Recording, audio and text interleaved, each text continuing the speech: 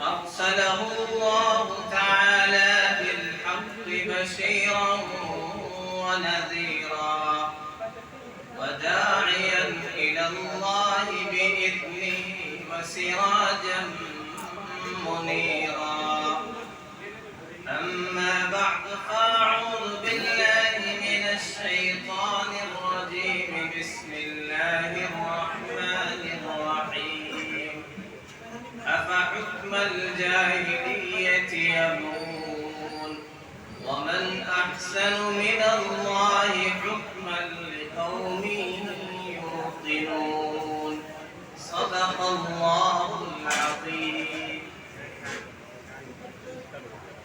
ڈھونڈنے والا ستاروں کی گزرگاہوں کا، ڈھونڈنے والا ستاروں کی گزرگاہوں کا اپنے افلاک کی دنیا میں سفر کر نہ سکا، اپنی حکمت کے خم و پیچ میں الجھا ایسا، آج تک فیصلہ نفع و ضرر کر نہ سکا. جس نے سورج کی شعاعوں کو گرفتار کیا، جس نے سورج کی شعاعوں کو گرفتار کیا، زندگی کی شب تاریک سحر کر نہ سکا. واجب الاحترام علماء کرام، مفتیان اعظام، محترم بزرگوں اور دوستوں، آج دنیا کو بڑا ناز ہے کہ دنیا سویلائزڈ ہو گئی ہے، ایڈوانس ہو گئی ہے، ترقی یافتہ ہو گئی ہے، ماڈرن ایج میں زندگی گزار رہی ہے. دنیا کو یہ ناز ہے اور فخر ہے کہ اس نے ستاروں پر کمندیں ڈال دی، اس نے سورج کی شعاعوں کو گرفتار کر لیا، یہ ہوا اور فضا میں خلا میں پرندوں کی طرح اڑتا ہے، یہ دریا میں مچھلیوں کی طرح تیرتا ہے. اس نے بہت کچھ کر لیا، دنیا کو مٹھی میں کر لیا، دنیا کو گلوبل ولیج بنا دیا. بہت اچھی بات ہے اس نے ترقی کی، لیکن ذرا سوچنا چاہیے، غور کرنا چاہیے کہ جس کا یہ دعویٰ ہے، جو یہ کلیم کرتا ہے کہ اس نے سورج کی شعاعوں کو گرفتار کر لیا ہے، کیا اپنی زندگی کی، اپنے من کی، اپنے دل کی تاریکی کو بھی اس نے دور کر دیا؟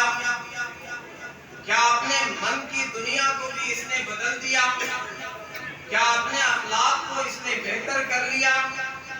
کیا جاہلیت کی جو باتیں تھی، اپنے آپ کو جو ماڈرن ایج میں زندگی گزارنے والا دنیا کہتی ہے، اور پچھلے لوگوں کو ڈارکنس میں رہنے والا دنیا کہتی ہے، ڈیز آف اگنورنس میں رہنے والا کہتی ہے، کیا ان کی خصلتیں، ان کی خرابیاں، ان کے جرائم، ان کے کرائم ان کے اندر سے ختم ہو گئے؟ کیا مظالم کا خاتمہ ہو گیا؟ کیا جبر و تشدد کا خاتمہ ہو گیا؟ کیا فحاشی اور عریانیت کا خاتمہ ہو گیا؟ کیا قطع رحمی ختم ہو گئی؟ کیا آپسی محبت عام ہو گئی؟ کیا بھائی چارہ عام ہو گیا؟ کون سے دور میں ہم زندگی گزار رہے ہیں؟ کیسا ماڈرن ایج ہے؟ وہ جاہلیت اولا تھی، یہ جاہلیت اخرى ہے. وہ پرانی جاہلیت تھی، یہ نئی جاہلیت ہے. کون سی غلط عادتیں جو پہلی جاہلیت میں تھی ہمارے اندر نہیں پائی جاتی؟ ہمیں دنیا کی غیر مذاہب کی بات بعد میں کرنی ہے، ہمیں پہلے اپنا جائزہ لینا ہے، اپنے معاشرے کی فکر کرنی ہے، اپنے گھر کو دیکھنا ہے، اپنی ذات کو دیکھنا ہے. Charity begins at home. گھر سے کام شروع کیا جاتا ہے.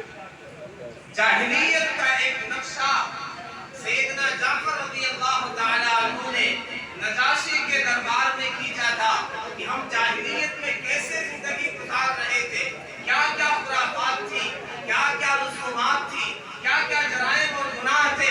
فرمایا تھا نجاشی کے دربار میں، ایھا الملک کنا قوما اہل جاہلیہ نعبد الاصنام ونأکل المیت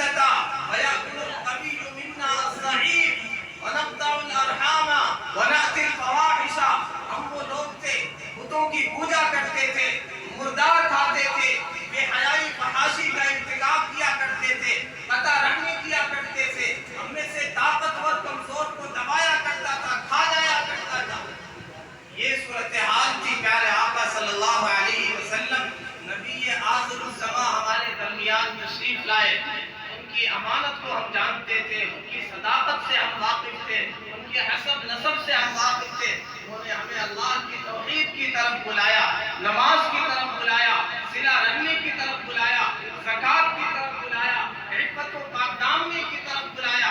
ہم جاہلیت میں تھے، جب انہوں نے دعوت دی، بیت کے کام کی طرف بلایا، ہدایت کی طرف بلایا، امانت اور صلہ رحمی کی طرف بلایا، ان کی دعوت پر ہم نے لبیک کہا۔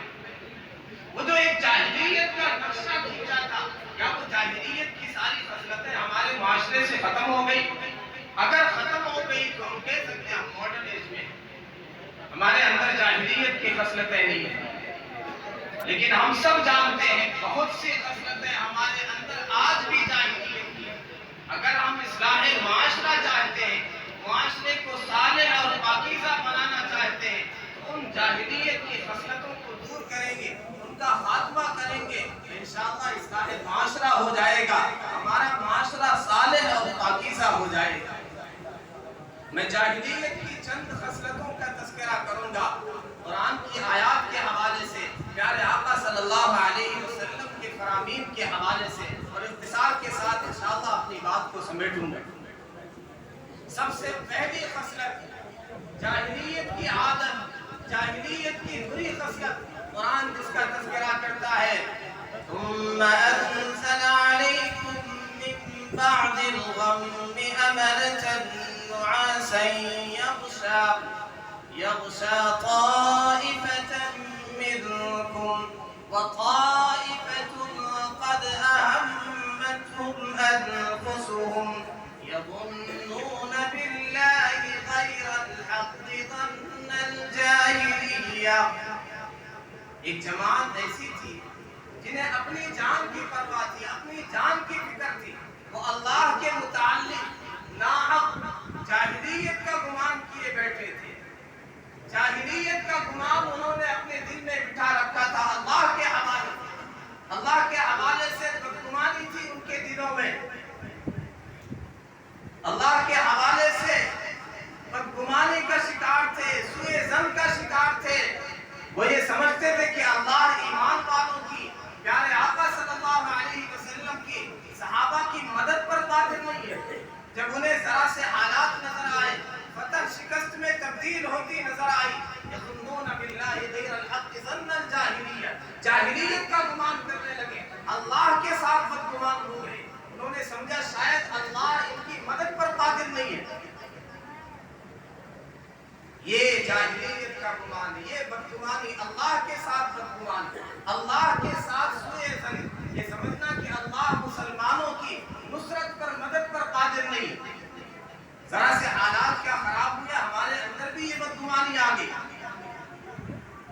لوگ ارتداد کے دہانے پر کھڑے ہو گئے، نفاق ان کا کھل کر کے سامنے آ گیا۔ کیوں؟ ذرا سے حالات خراب، اللہ کے ساتھ بدگمانی، یہ سمجھ لیا کہ شاید مسلمان ایسے ہی ظلم کی چکی میں پستے رہیں گے، اہل شام کی شام ہو گئی ہے، کبھی صبح نہیں ہوگی، مسلمانوں کی عظمت رفتہ پھر سے انہیں نہیں ملے گی۔ اللہ کے ساتھ بدگمانی۔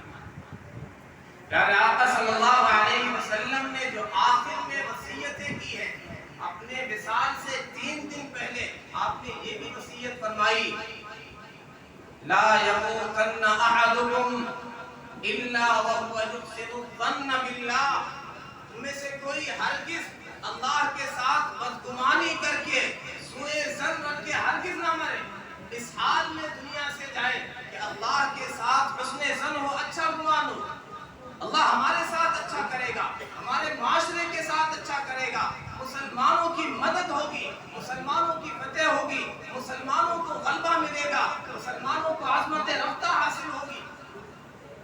وَلِلَّهِ الْعِزَّةُ وَلِرَسُولِهِ وَلِلْمُؤْمِنِينَ وَلَكِنَّ الْمُنَافِقِينَ لَا يَعْلَمُونَ۔ قرآن کہتا ہے عزت تو اللہ کے لیے، اللہ کے رسول کے لیے ہے، ایمان والوں کے لیے۔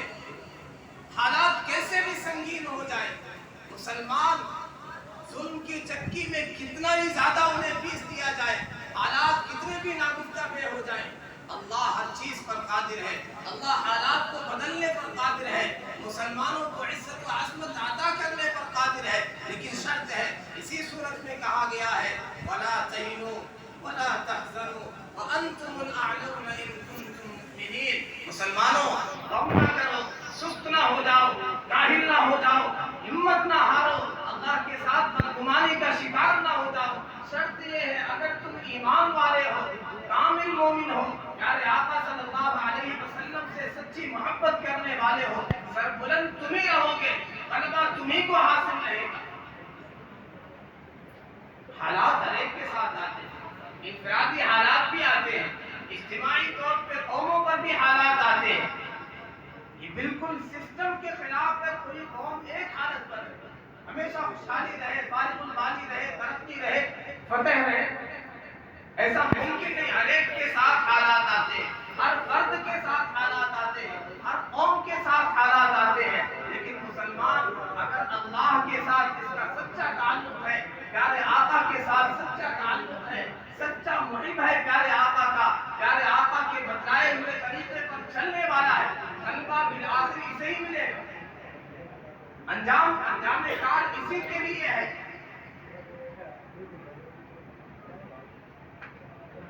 پیارے آقا صلی اللہ علیہ وسلم نے ارشاد فرمایا، حدیث قدسی ہے، اللہ تعالیٰ ارشاد فرماتا ہے، انا عند ظن عبدی بھی، میں اپنے بندے کے ساتھ اس کے گمان کے مطابق فیصلہ کرتا ہوں۔ ہم نے جیسا گمان کر رکھا ہے اسی کے اعتبار سے فیصلہ ہوگا۔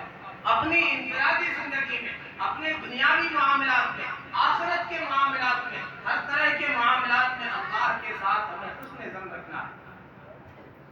بیماریوں سے پریشان ہیں، ڈپریشن کا شکار ہے، جنہیں اولادیں نہیں ہو رہی ہیں، جن کے لیے رشتہ کوئی مناسب نہیں مل رہا ہے، جن کی دکان کاروبار نہیں چل رہا ہے، جنہیں بزنس اور جاب نہیں مل رہا ہے، کسی کو اللہ کے ساتھ بدگمان ہونے کی ضرورت نہیں، حسن ظن رکھنے کی ضرورت ہے، اچھا گمان رکھنے کی ضرورت ہے۔ ہر تاریکی کے بعد نور ہے، ہر رات کے بعد دن ہے، ان مع العسر یسرا اذا اشتدت بک البلوى فکر فی الم نشرا۔ جب مصائب کا ہجوم ہو جائے، جب پریشانیاں پہاڑوں کی طرح نظر آئے، الم نشرا میں غور کر لیا کریں۔ اگر ڈبل پریشانی ہے، ڈبل مصائب ہے، ایک پریشانی ہے، ایک مصیبت ہے، آسانیاں ڈبل ہے، یسر ڈبل ہے، راحتیں ڈبل ہے، ایک تنگی ایک پریشانی کے ساتھ دو آسانی دو راحت ملے۔ اشتدت بک البلوى ففکر فی الم نشرا۔ جاہلیت کا گمان جو ہمارے معاشرے میں عام ہو رہا، ذرا سے حالات آئے اللہ کے ساتھ بدگمان ہو، ہم نے سمجھا مسلمان تو ایسے ہی ظلم کی چکی میں پھستے رہیں گے۔ اللہ ہر چیز پر قادر ہے، فضائے بدر پیدا کر فرشتے تیری نصرت کو اتر سکتے ہیں، گردوں سے قطار اندر قطار۔ یہ پہلی جاہلیت کی خصلت، یظنون باللہ غیر الحق ظن الجاہلیہ، اس خصلت کو اپنی ذات کے اندر سے نکالنا، اپنے معاشرے سے نکالنا۔ دوسری جاہلیت کی خصلت، افحکم الجاہلیت یبغون، کیا جاہلیت کے فیصلے کو یہ تلاش کرتے ہیں؟ اللہ کے فیصلے کو چھوڑ کر کے، قرآن کے فیصلے کو چھوڑ کر کے، پیارے آقا صلی اللہ علیہ وسلم کے فیصلے کو چھوڑ کر کے کون سے فیصلے کی تلاش میں؟ کون سا فیصلہ چاہیے؟ ہمارے معاشرے کی کیا صورتحال ہے؟ کیا ہمیں قرآن کا فیصلہ منظور ہے؟ اپنے معاملات، اپنے نزاعات، اپنے خصومات کیا قرآن سے حل کراتے ہیں؟ شریعت سے حل کراتے ہیں؟ چھوٹے چھوٹے معاملات، چھوٹی چھوٹی باتیں غیروں کے پاس لے کر کے جاتے ہیں، عدالتوں میں لے کر کے جاتے ہیں، کورٹ اور کچہری میں لے کر کے جاتے ہیں، حالانکہ پتہ ہے یہاں ہمارا پیسہ بھی برباد ہوگا، وقت بھی ضائع ہوگا، جتنے کی بات نہیں ہے، معمولی زمین کا مسئلہ ہے، اس سے زیادہ ہم رشوت دے کر کے وکیلوں پہ خرچ کرتے ہیں، ناجائز مقدمات پہ خرچ کرتے ہیں، خود بھی پریشان ہوتے ہیں، دوسروں کو پریشان کرتے ہیں۔ اب تو کھلے طور پہ کہا جاتا ہے خواتین جو عدالت کی سیڑھیوں پر چڑھتی ہیں اپنا حق حاصل کرنے کے لیے نہیں، انصاف حاصل کرنے کے لیے نہیں، وہ تو صاف کہتی ہے تمہیں تباہ کر کے رکھ دیں گے، تمہیں پریشان کر کے رکھ دیں گے، تمہیں اجاڑ کر کے رکھ دیں گے، اس لیے جاتے ہیں۔ انہیں پتا ہے انصاف اللہ کے یہاں، من احسن من اللہ حکما لقوم یوقنون، اللہ سے بہتر فیصلہ کس کا ہو سکتا ہے؟ یہ مزاج ہے ہمارے معاشرے کا۔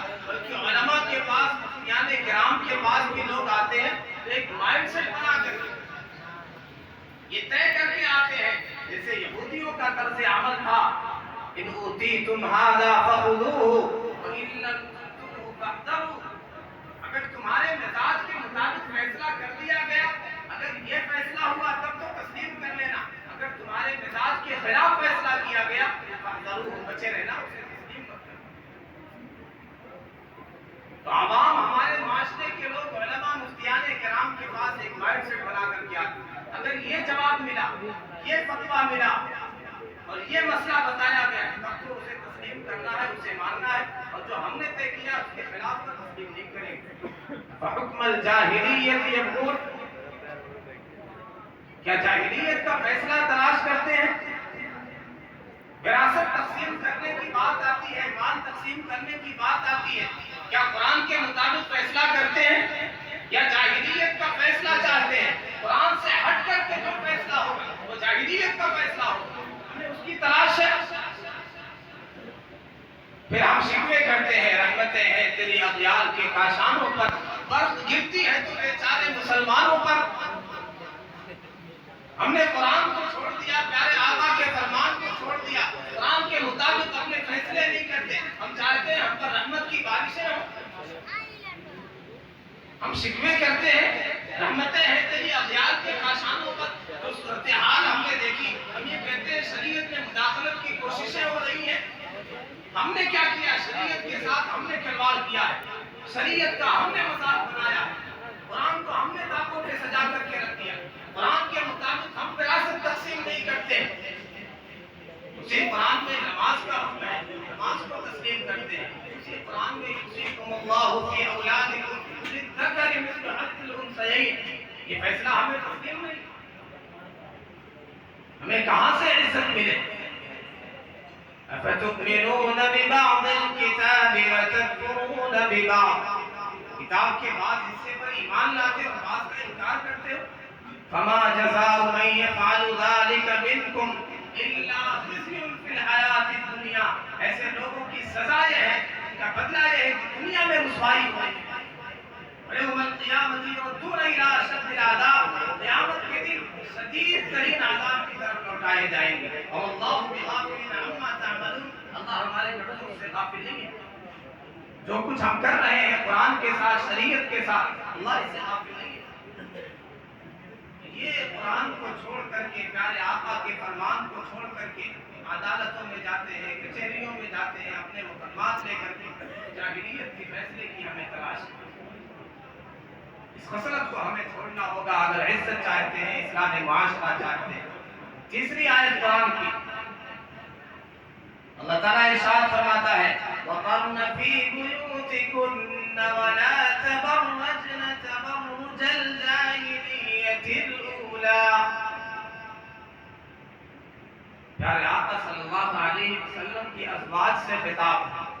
کائنات کی سب سے پاکیزہ مائیں، سب سے پاکیزہ خواتین، ہم سب کی مائیں، تقویٰ میں جن کی کوئی مثال نہیں، طہارت میں، عفت میں جن کی کوئی مثال نہیں، انہیں یہ کہا جا رہا ہے، ان کے ذریعے سے ہمیں پیغام دیا جا رہا ہے، ہماری خواتین کو، ہمارے معاشرے کے لوگوں کو یہ پیغام دیا جا رہا ہے کہ خواتین، مسلم خواتین اپنے گھروں کو لازم پکڑیں، شدید ضرورت کے بغیر جاہلیت کی طرح بناؤ سنگار کر کے، زیب و زینت کر کے بے محابہ سڑکوں پر، پارکوں میں، مارکیٹوں میں گھومتی ہوئی نہ پھریں. وَلَا تَبَرَّجْنَ تَبَرُّجَ الْجَاهِلِيَّةِ الْأُولَى، جاہلیت اولا کی طرح زیب و زینت اختیار کر کے، بناؤ سنگار کر کے بازاروں کی رونق نہ بنے، اپنے حسن کی نمائش نہ کرے. ہمیں اپنی اصلاح کرنی ہے، اپنے گھر کی اصلاح کرنی ہے. کیا ہماری خواتین بلا ضرورت گھروں سے باہر نہیں نکلتی؟ ہم خود گھماتے ہیں. نوجوان اپنی بہنوں کو، اپنے گھر کی خواتین کو بائکوں پر لے کر کے خود گھماتے ہیں، مارکیٹوں میں نکلتے ہیں، غیر محرموں کے ساتھ، اجنبیوں کے ساتھ رکشوں پر بیٹھ کر کے تنہا خواتین نکل جاتی ہیں مارکیٹنگ کرنے، اور ہم خود لے کر کے جاتے ہیں، دکان کے حوالے کر دیتے ہیں. دکاندار بھی خریداری خود کریں گی، ہمیں شرم آتی ہے، ہمیں حیا آتی ہے، ہم نہیں خریدیں گے، ہم دکان سے باہر ہو جاتے ہیں. ہماری غیرت کہاں چلی گئی؟ پیارے آقا صلی اللہ علیہ وسلم کا فرمان عالی شان ہے، قیامت کے دن اللہ تعالیٰ رحمت کی نظر ڈالے گا، ایسے بندے کو پاکیزہ فرمائے گا، پاک فرمائے گا۔ دیوس کون ہے؟ گھر میں کون آ رہا، خواتین سے کون باتیں کر رہا ہے، کس سے چیٹنگ ہو رہی ہے، موبائل پر کس سے دوستی ہے، کس سے یاری گانٹھی جا رہی ہے، فیس بک پر، واٹس ایپ پر کس سے چیٹنگ ہو رہی ہے، کس سے گپ شپ ہو رہی ہے، کس سے میسج شیئر کیے جا رہے ہیں، کوئی پرواہ نہیں، کون مل رہا کوئی پرواہ نہیں، کس کے ساتھ گھوم رہی خواتین کوئی پرواہ نہیں۔ یہ دیوس ہے، یہ بے غیرت ہے۔ ایسے بندے سے اللہ تعالیٰ قیامت کے دن کلام فرمائے گا، نظر رحمت فرمائے گا، ایسے لوگوں کا تزکیہ فرمائے گا۔ المرأة عورة، عورت چھپانے کی چیز ہے۔ جب یہ گھر سے باہر نکلتی ہے استشرفہ الشیطان، شیطان تاکنے لگ جاتا ہے۔ پیارے آقا نے ارشاد فرمایا وہ عورت جو بناؤ سنگار کر کے، خوشبو لگا کے، عطر لگا کے گھر سے باہر نکلتی ہے، وہی کدا وکدا، وہی زانیۃ زانیۃ زانیۃ، بدکارہ ہے، فاحشہ ہے، فاحشہ ہے، زانیہ۔ یہ جاہلیت کی بری خصلت آج بھی ہمارے معاشرے میں موجود ہے۔ شادیوں میں، فنکشن میں والدین کیا کرتے ہیں؟ اولاد کو بھیج دیتے ہیں، خواتین کو بھیج دیتے ہیں، تم پارٹیسپیٹ کرو، تم شرکت کرو۔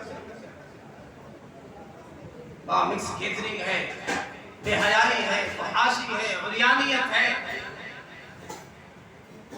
ویڈیو ریکارڈنگ ہوتی ہے، اور خود کہا جاتا ہے پیسے دے کر کے خواتین کھڑی ہو کر کے، ہمارے گھر کی خواتین، مسلم خواتین اپنا پوز نکالواتی ہیں، ادھر سے پوز نکالو، ادھر سے پوز نکالو، ادھر سے پوز نکالو۔ ایسی بے غیرتی مسلم معاشرہ ایسے تو نہیں ہوتا ہے۔ پیارے آقا صلی اللہ علیہ وسلم نے ارشاد فرمایا میری امت کے دو لوگ جنہیں میں نے دیکھا نہیں ہے، یہ نہ جنت میں جائیں گے نہ جنت کی خوشبو پائیں گے۔ ایک ظالم لوگ، دوسرے نساء کاسیات عاریات مائلات ممیلات لا يدخلن الجنت۔ وہ عورتیں جو ایسے چست لباس پہنتی ہیں، ایسے چھوٹے لباس پہنتی ہیں، ایسے شارٹ لباس پہنتی ہیں جس سے جسم کے اعضاء نظر آتے ہیں، اعضاء کی ساخت نظر آتی ہے، وہ خود بھی دوسروں کی طرف مائل ہونے والی، دوسروں کو اپنی طرف مائل کرنے والی، فرمایا نہ یہ جنت میں جائیں گی نہ جنت کی خوشبو سونگھ سکیں گی۔ اس لیے معاشرے کی اصلاح کرنی ہے، اپنے گھر سے اصلاح کریں، اس جاہلیت کی خصلت کو، اس بری خصلت کو اپنے گھروں سے نکالنا ہے، اپنے خواتین کے اندر سے نکالنا ہے۔ پیارے آقا صلی اللہ علیہ وسلم کی ایک حدیث جس میں چند جاہلیت کی خصلتوں کا تذکرہ ہے، اس حدیث کو بیان کر کے بات کو مکمل کروں گا۔ رحمت دو عالم صلی اللہ علیہ وسلم نے ارشاد فرمایا اربع فی امتی من امر الجاہلیہ، چار چیزیں میری امت میں جاہلیت کی خصلت اور عادتوں میں سے رہیں گی، لا یترکونہن، میری امت کے لوگ اسے چھوڑیں گے نہیں۔ پیارے آقا صلی اللہ علیہ وسلم کے نبوت و رسالت کی دلیل بھی ہے کہ آپ نے جو ارشاد فرمایا یعنی وہ چیزیں ہم دیکھ رہے ہیں اپنے معاشرے میں، اپنے قوم میں، وہ چاروں خصلتیں موجود ہیں۔ کیا مطلب؟ اس پر محنت کرنے والے، اس کے لیے کوششیں کرنے والے، اس کی اصلاح کرنے والے، اس بری خصلت سے لوگوں کو نجات دلانے والے کے لیے بڑا ثواب ہے، بڑا اجر ہے، یہ آسانی سے چھوٹنے والی نہیں خصلت۔ کیا ہے؟ الفخر فی الاحساب والطعن فی الانساب والاستسقاء بالنجوم والنیاح، حسب نسب اور خاندان پر فخر کرنا، میں فلاں خاندان سے، میں اعلیٰ خاندان سے ہوں، میں اشرف خاندان سے ہوں، جبکہ اللہ تعالیٰ نے فرما دیا یا خاندان کی وجہ سے کسی کو کوئی فضیلت نہیں ہے، ان اکرمکم عند اللہ اتقاکم، اللہ کے نزدیک معزز وہ ہے، مکرم وہ ہے جو زیادہ متقی ہو، زیادہ پرہیزگار ہو۔ من بطأ به عمله لم يسرع به نسبه، جس کا عمل اسے پیچھے چھوڑ گیا، خاندان اور حسب نسب اسے آگے لے کر کے نہیں جا سکتا۔ سیدنا زین العابدین رضی اللہ تعالی عنہ خانہ کعبہ کا طواف کر رہے ہیں، طواف کرتے کرتے روتے روتے خشی کھا کر گر گئے۔ اسمعی رحمت اللہ علیہ قریب آئے، انہوں نے دیکھا تو سیدنا زین العابدین رضی اللہ تعالی عنہ، تو انہوں نے کہا آپ کو پریشان ہونے کی ضرورت کیا ہے؟ آپ تو پیارے آقا صلی اللہ علیہ وسلم کے اہل بیت میں سے ہیں، آپ کا تو خاندان سب سے اعلیٰ ہے، آپ کیوں پریشان ہیں؟ ایسے پلک پلک کر کیوں رو رہے ہیں؟ اپنے آپ کو ہلاکت میں کیوں ڈال رہے ہیں رو کر کے، پریشان ہو کر کے؟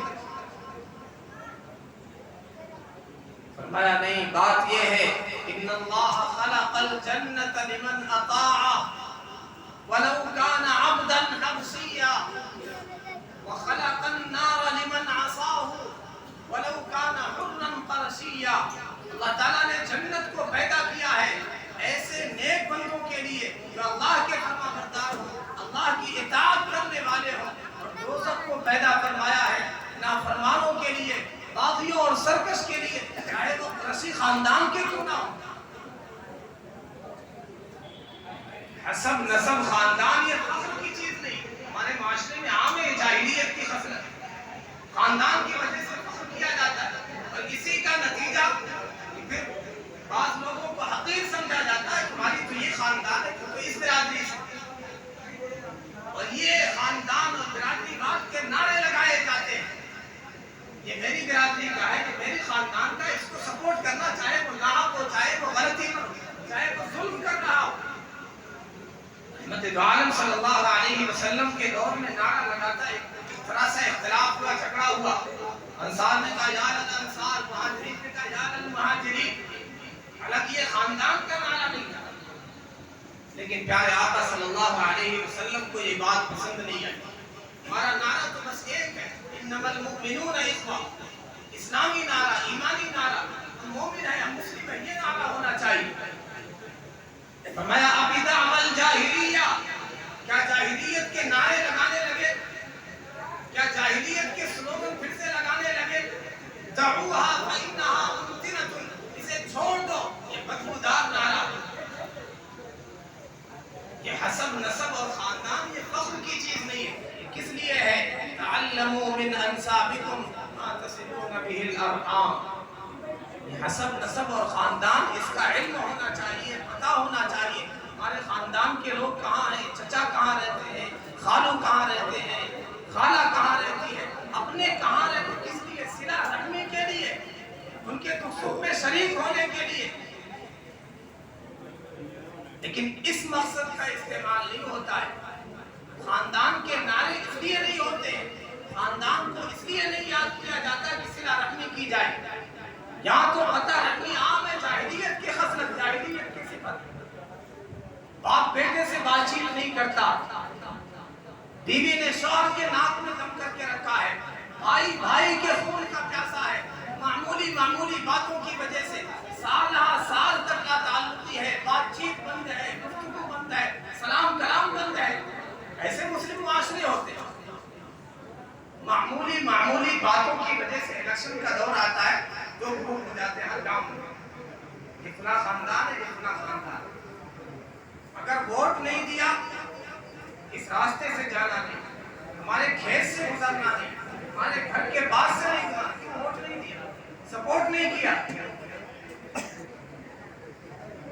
بڑوں نے پہلے سے ایک بات طے کر رکھی تھی کہ اس کا نکاح اس کے ساتھ ہوگا، بچے جوان ہو گئے، انہوں نے طے کیا کہ نہیں کرنا ہے، انکار کر دیا، سال ہر سال تک بات چیت بند ہے، سلام کلام بند ہے، آنا جانا بند ہے۔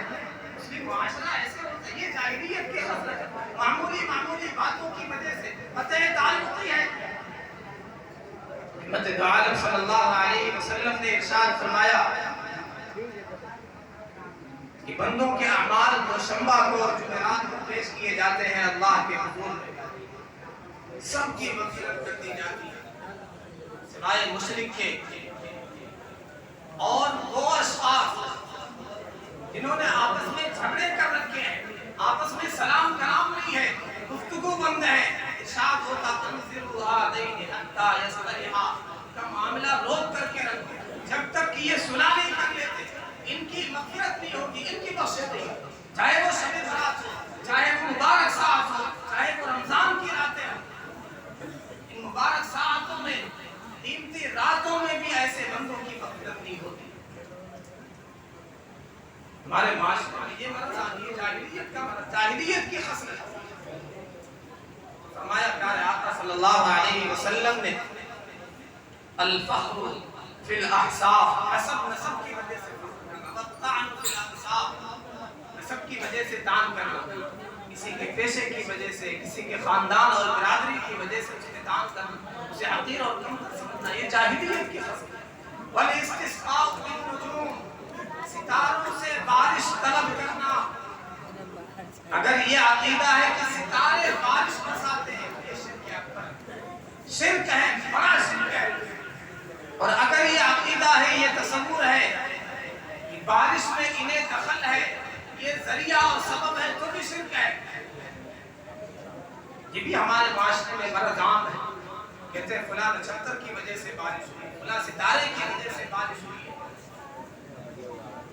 ایک موقع پر پیارے آقا صلی اللہ علیہ وسلم نے ارشاد فرمایا، شام کو بارش ہوئی، آپ نے فرمایا آج صبح کی کچھ لوگوں نے اس حالت میں کہ اللہ کا انکار کیا، اللہ پر کفر کیا، ستاروں پر ایمان لے کر کے آئے ہیں، اور کچھ لوگوں نے اس حالت میں صبح کی ہے کہ اللہ پر ایمان لے کر کے آئے ہیں، ستاروں کا انکار کیا۔ جنہوں نے یہ کہا مطلنا بنوئی کذا و کذا، فلاں ستارے کی وجہ سے، فلاں نچھتر کی وجہ سے بارش ہوئی ہے، انہوں نے اللہ کا انکار کیا، اللہ پر کفر کیا، ستاروں پر ایمان لے کر کے آئے۔ یہ جاہلیت کی خصلت ہمارے معاشرے میں بہت ہے، اخباروں میں تو کالم نکلتے ہیں، سنڈے میگزین میں کالم نکلتے ہیں، اور یہ عام استعمال ہوتا ہے، ان کا ستارہ گردش میں، فلاں دن یہ کام کریں گے، فلاں ستارہ فلاں جگہ، یہ کام بہتر نہیں ہوگا، یہ منحوس ہے۔ یہ ستاروں سے مدد طلب کرنا، ستاروں کو مؤثر سمجھنا، ستاروں کے ذریعے سے بارش طلب کرنا، یہ جاہلیت کی خصلتیں ہیں، شرک تک پہنچانے والا جرم ہے۔ والنیاحہ، اور نوحہ کرنا، کسی کا انتقال ہو گیا، کوئی حادثہ پیش آ گیا، جاہلیت کی خصلت ہے کہ نوحہ کیا جائے، چیخ و پکار کیا جائے، جزا فضا کیا جائے، لا یعنی باتیں بولی جائے، اللہ کو ناراض کرنے والے جملے زبان سے نکالے جائیں۔ رحمت دو عالم صلی اللہ علیہ وسلم نے ارشاد فرمایا، لیس منا من ضرب الخدود وشق الجیوب ودعا بدعوى الجاہلیہ، اس کا ہم سے کوئی تعلق نہیں ہے، وہ ہم میں سے نہیں ہے جو اپنے سینے کو پھاڑے، گریبان کو چاک کرے، اپنے چہرے کو نوچے، جاہلیت کی طرح چیخ و پکار کرے۔